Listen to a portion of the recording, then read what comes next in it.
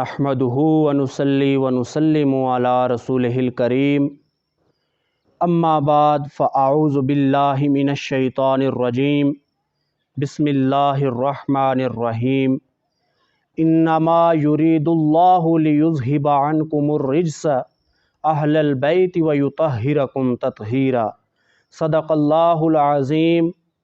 ان اللہ وملائکتہ یصلون علی النبی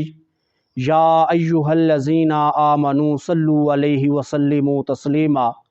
اللہم صلی علی سیدنا و مولانا محمد وعلی آلہ واصحابہ وبارک وسلم الصلاۃ والسلام علیک یا سیدی یا رسول اللہ وعلی آلک واصحابک یا سیدی یا حبیب اللہ۔ اللہ رب العالمین کی حمد، آقائے نامدار مدنی تاجدار، تاجدار مدینہ راحت قلب و سینہ، احمد مجتبیٰ جناب محمد مصطفیٰ صلی اللہ علیہ وآلہ وسلم کی بارگاہ بے کس پناہ میں ہدیہ درود و سلام عرض کرنے کے بعد، معزز و محتشم ناظرین، السلام علیکم ورحمۃ اللہ وبرکاتہ۔ معزز ناظرین، اللہ رب العالمین کے پاک کلام میں سے ایک آیت مبارکہ کا کچھ حصہ تلاوت کرنے کا شرف حاصل کیا۔ اللہ رب العالمین سے دعا ہے کہ وہ اسی آیت مبارکہ کے ضمن میں مجھے حق سچ بیان کرنے کی توفیق عطا فرمائے۔ معزز ناظرین، اللہ رب العالمین نے قرآن مجید فرقان حمید میں ارشاد فرمایا، انما یرید اللہ لیذہب عنکم الرجس اہل البیت ویطہرکم تطہیرا، کہ اے حبیب کے اہل بیت، اللہ رب العالمین تو یہی چاہتا ہے کہ وہ تم سے ناپاکی اور پلیدی کو دور کر دے اور تم کو پاک صاف کر دے۔ معزز و محتشم سامعین، اب اس آیت مبارکہ کے اندر اللہ رب العالمین نے حضور علیہ الصلاۃ والسلام کے اہل بیت کا ذکر کیا۔ اب اہل بیت کون ہیں؟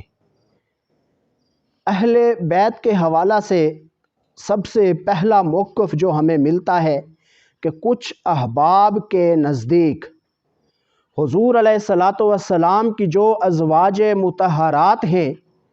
وہ اہل بیت میں شامل ہیں،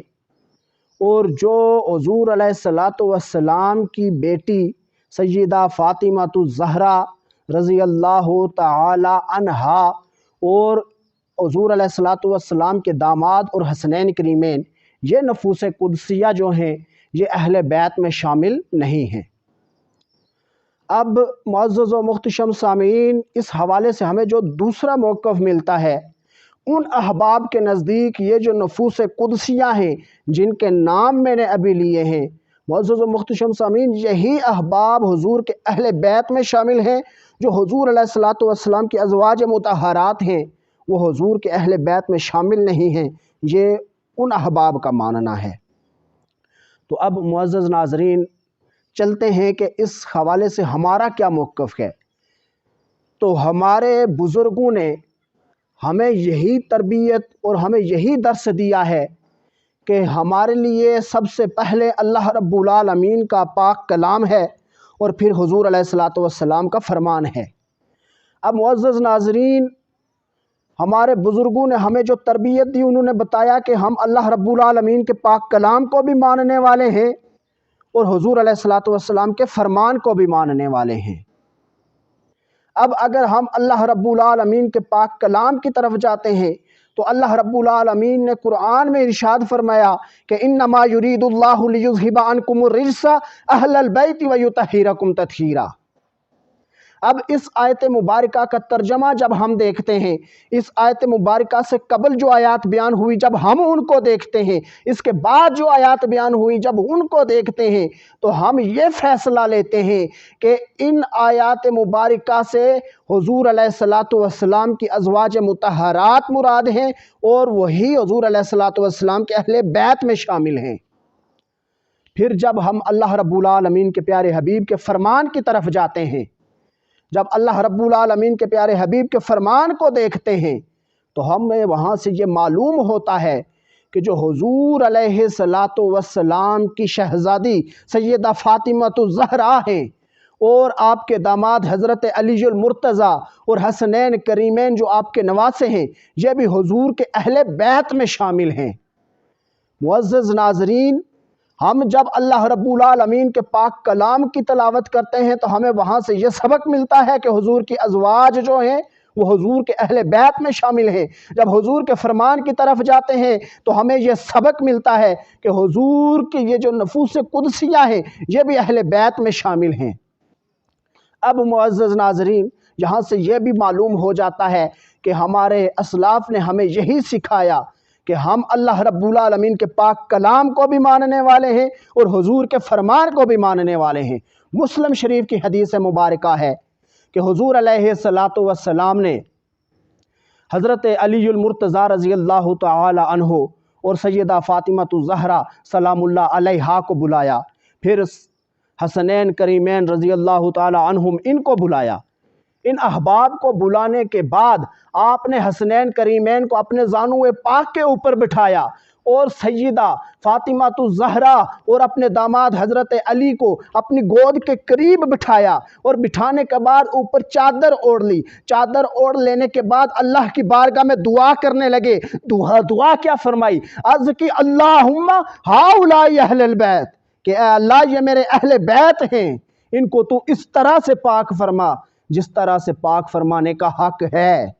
اب اگر ہم غور کریں تو اہل بیت گھر والوں کو کہا جاتا ہے اور جو زوجہ ہوتی ہے وہ گھر والی ہوتی ہے۔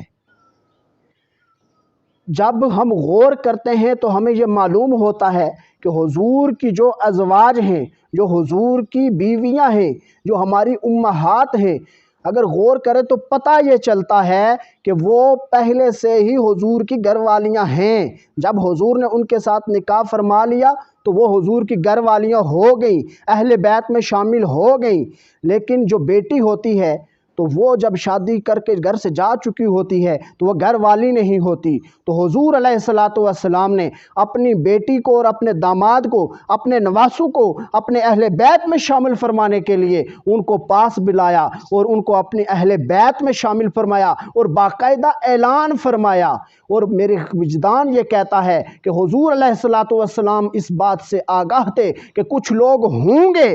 جو یہ نہیں مانیں گے کہ یہ جو نفوس قدسیہ ہیں کہ یہ اہل بیت ہیں یا نہیں ہیں، اس لیے وہاں پر گواہ کے طور پر حضرت ام سلمہ رضی اللہ تعالی عنہا موجود تھی۔ جب انہوں نے یہ تمام معاملہ دیکھا تو انہوں نے حضور علیہ السلام سے عرض کی، یا رسول اللہ، جس طرح آپ نے ان کو چادر کے نیچے لیا اور ان کو اپنے اہل بیت میں شامل فرمایا، مجھ کو بھی اس شرف سے مشرف فرمائیے۔ تو حضور نے فرمایا کہ اے ام سلمہ، تو پہلے سے ہی میرے اہل بیت میں شامل ہے، میں تو اب ان کو اہل بیت میں شامل کر رہا ہوں۔